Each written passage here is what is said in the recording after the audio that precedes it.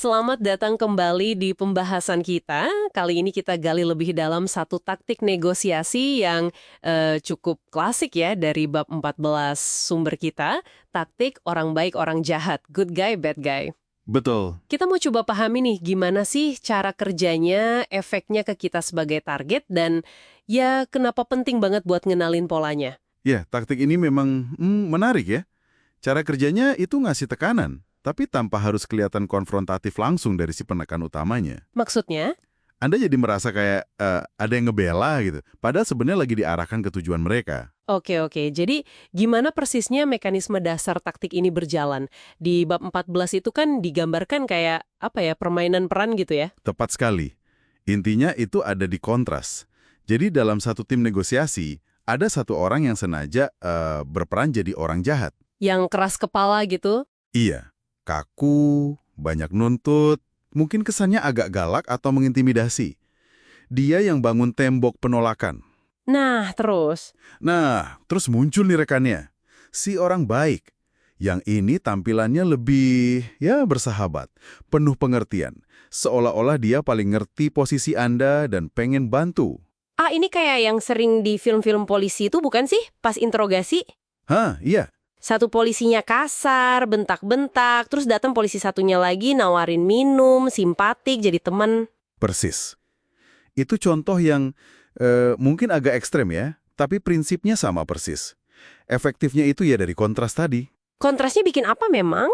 Setelah Anda merasa tertekan sama si jahat, kehadiran si baik ini ngasih semacam kelegaan psikologis.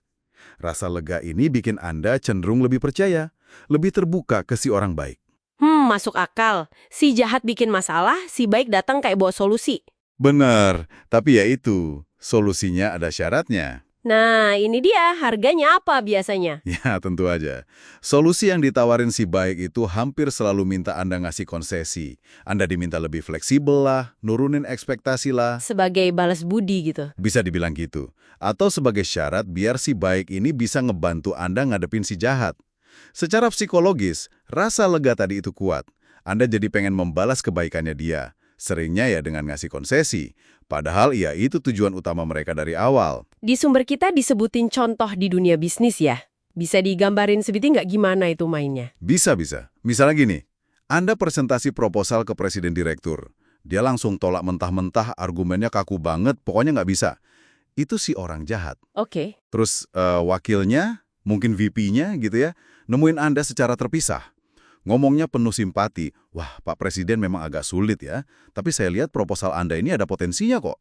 Gini deh, coba kalau Anda bisa sedikit lebih fleksibel di harga atau di poin X ini, mungkin saya bisa coba bantu ngomong lagi sama beliau. Wah, ini jebakannya di sini ya. Iya, persis.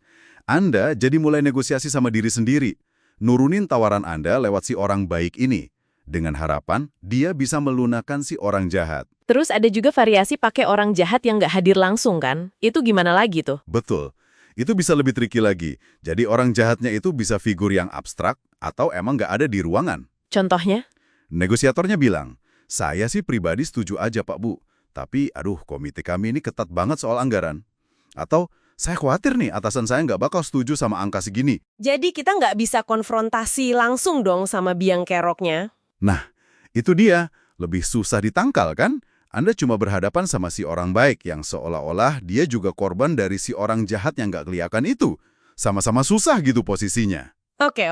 Jadi intinya banget nih, kita harus selalu ingat kalau mereka ini satu tim ya, meskipun kelihatannya beda banget sikapnya. Itu kuncinya.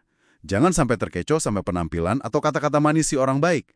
Taktik ini memang dirancang supaya Anda ngelihat si baik ini sebagai sekutu Anda terpisah dari si jahat. Padahal Ya, mereka berdua itu kerjasama. Tujuannya satu, dapat hasil terbaik buat pihak mereka. Seringkali ya dengan mengorbankan kepentingan Anda.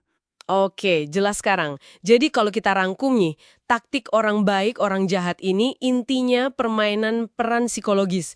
Pakai kontras sikap buat bikin kita lengah, merasa dibantu. Dan akhirnya, lebih gampang ngasih konsesi ke pihak yang kelihatannya baik hati itu. Sip. Nah, sebagai penutup nih ya, mungkin ada pertanyaan buat Anda renungkan.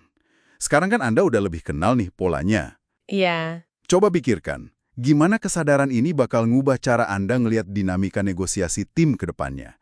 Dan menurut Anda, seberapa ampuh sih taktik ini kalau Anda bisa langsung ngeh atau sadar pas lagi dipakai ke Anda? Wah, pertanyaan menarik buat dibawa pulang. Oke deh, terima kasih sudah menyimak penyelaman kita kali ini. Jangan lupa terus eksplorasi wawasan dari sumber-sumber Anda ya.